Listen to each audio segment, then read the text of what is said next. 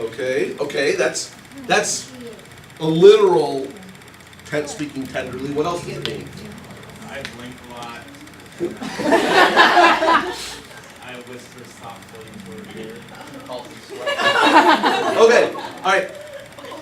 Not that either of you two are wrong. Thank you. What does it mean to speak tenderly to someone? What does it mean to allure someone? So, okay, now ladies speak up. Tell them what they're doing wrong. Oh, they need to tell them that they're beautiful, that they love her. Just compliment her. Okay? That's not speaking, that's dancing. We're strictly talking verbally. Anybody else? Any guy who thinks they have an idea of what it means. Liz is pretty good. Anybody else? I'm going to tell you guys. All right? You guys should all be writing this down. Did you say you want to hear Liz? She's still with me after 20 years. I know what I'm doing.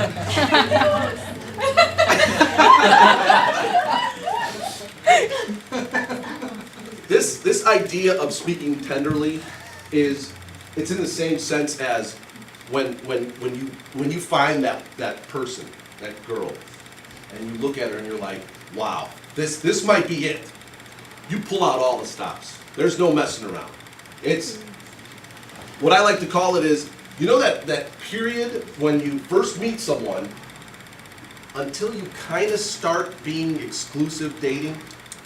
You know that period of time where you're doing any and everything to show her, I'm going to treat you like better than anyone else has.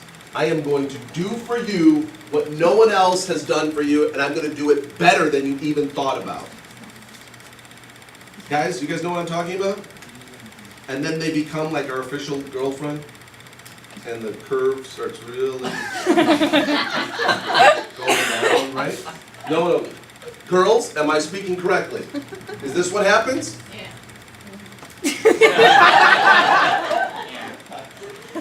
That was interesting. The one who doesn't know what I'm talking about says, yeah. She knows because she's a girl and she's, in her heart, she knows what she wants, what someone is supposed to do for her. No, and I'm being serious now. Is each one of you ladies have an idea of what is it going to take for a guy to really demonstrate to me that I'm worthy? That I'm special, that I'm not like every other girl. What is it?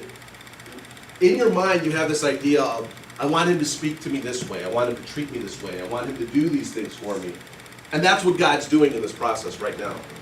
God's taking it back to when we first meet, and you're really trying to differentiate yourself from everyone else. So God is literally alluring her. He's bringing her back to when? I'm going to bring her into the wilderness. It's a strange kind of way to take it back, right? What was the wilderness? It was the desert, right? Why would God take her back to the desert? That's where she had real life. That's where the relationship was still brand new. They were giddy. The people were, ooh, look, he took us out of Egypt, out of slavery. It was new and it was exciting, right?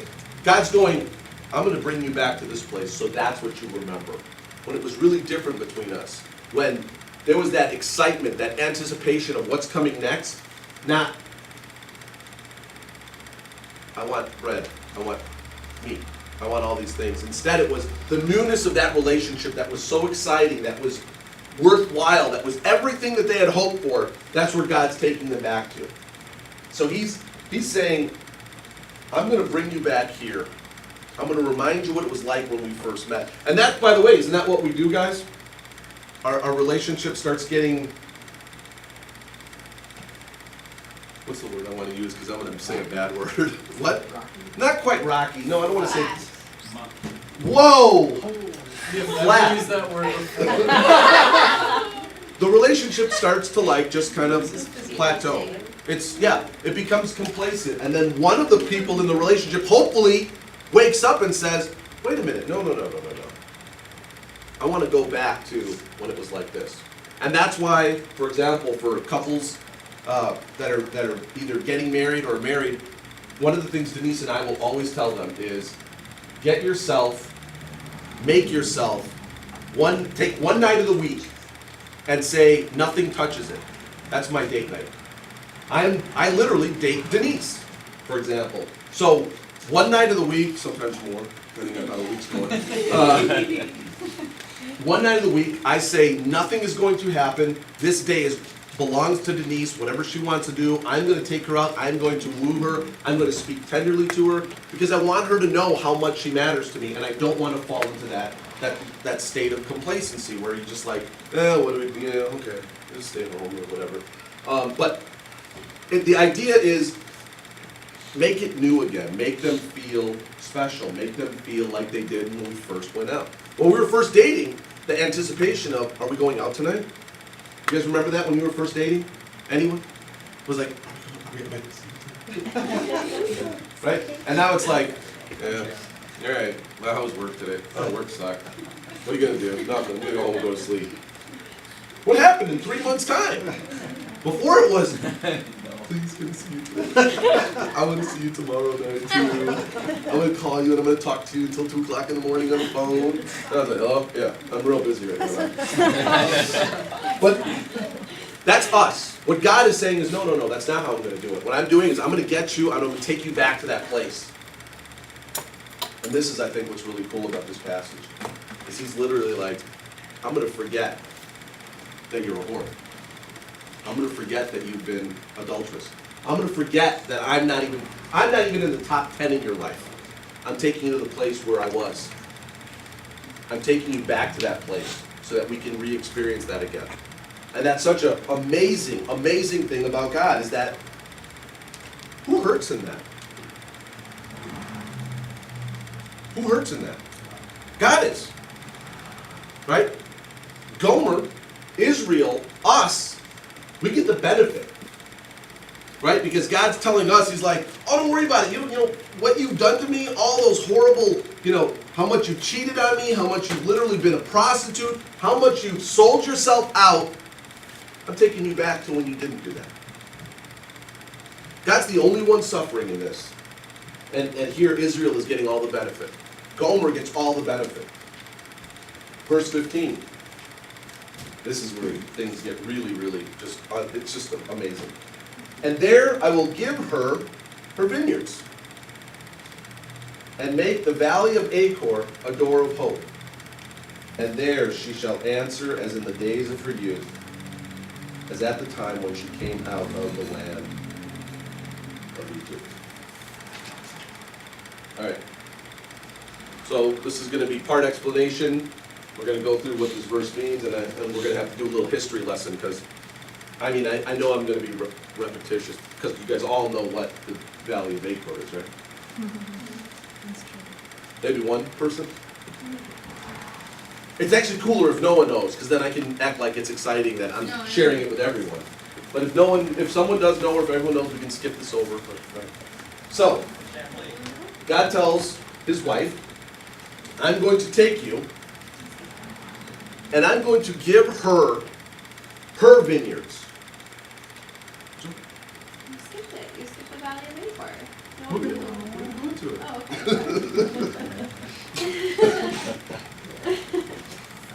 You were so distraught. I looked at you and you were like, what's going on? No, you can't. No, I wouldn't taunt you guys like that. He says, I'm going to give her whose vineyards? Her vineyards. I'm going to give her something that's already was meant to be for her. Right? Now, this is just, again, such a beautiful picture of relationships and what it means and how we're supposed to behave in one. He's going to go, I'm giving you this present. I'm going to take this present and I'm going to give it to you. Now, some of you guys have heard me go on my rants before about let's make sure that our relationships aren't about the gifts, aren't about our wedding isn't about that day, that we don't make it this huge elaborate production and forget about the 364 days that follow that wedding day. You know what I mean? We'll invest 10 months planning this one day and not spend a second thinking about day 2. Like, what am I going to do with this person now that this wedding is over? But I don't want you guys to think in any way that I think it's a bad thing. I think that having a big wedding, a beautiful wedding, is great as long as you can pay for it.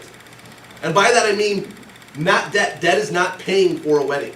Debt is prolonging the pain that comes for paying for the wedding. If you can afford this ridiculous, whatever, Sweet 16 kind of wedding, like that ridiculous show where people drop 150 grand on their 16-year-old kid's party, if you've got that kind of money, do it. It's wonderful. If you have the ability to buy your spouse a vineyard, that's fantastic. That's part of this like wooing process. You take your girlfriend and you buy them gifts, right? Is it, no? Yes. Okay. I mean, the gifts can vary in what it is. For some people, it's a cake. No. Guess who's looking? It could be a fur, right? These are, hey, ladies, those are fantastic gifts. Cakes, furs. It could be just a small token. It could be taking them out for dinner. Taco Bell sometimes is a treat. That is a treat. Sometimes it's using your entire paycheck to just take your girl out to lunch and to dinner. Sometimes it's using an entire week's worth of overtime to buy your girl a Christmas present. Right here, suckers. That was me. All right? So I know what I'm talking about here. When Denise and I first got together, she made a lot more money than I did. But she was also very old-fashioned, so we'd go out to lunch. The check would come and she'd look at me like, yeah, what's up? I guess I'm picking that up. And she made a lot more than I did. And I'm not exaggerating this at all. I used to sweat come the end of the week because I'm like, I've got like $13 left in my pocket. If lunch is more than $13, it's gonna be bad. And we used to go to the same restaurant, so like the waitresses knew us, and well, I can't tip the waitress on the tip, so I'm like, I will have one glass of water. But you know, there was this aspect of I wanted to express to her and show her how much I wanted to take care of her, how much I loved her, how much I cared for her, how much I wanted her to go, this is going to be different than any relationship you've experienced. So I did whatever I had to do to make that happen. And for me, that meant sometimes not driving because I didn't have money for gas, or whatever the case was. But Denise got fed. That was all that mattered to me at that time, was that I was able to take her out, and then I was able to pay for it.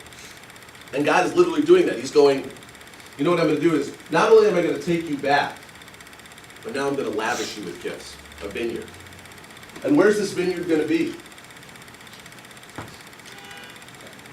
In the valley of Achor. Now, he says he's going to give her this vineyard in the valley of Achor, and not only that, but he's going to make the valley of Achor a door of hope.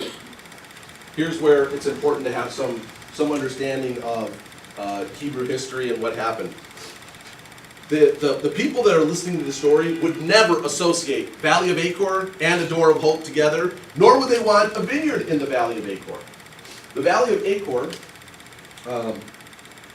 is literally synonymous with failure in Hebrew history. You guys remember Joshua? Joshua was essentially the kind of appointed leader after who? After Moses. Joshua was this great man of integrity. He was this unbelievable warrior as well. He would always pray to God before a battle. And God would literally say, just take 300 guys. Take 10,000. Take whatever. And Joshua would be like, well, let's do the math real quick. So I'm going to take 300. They've got 150,000. But he never questioned it. God told him to do it. He just went and did it.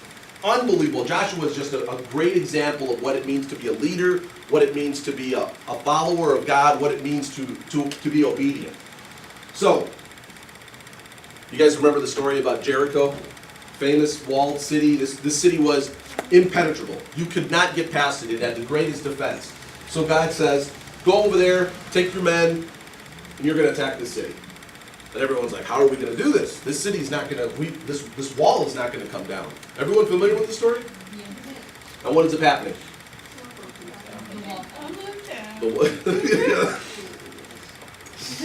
The wall comes tumbling down. Joshua leads his men, victorious over the city. I mean, could you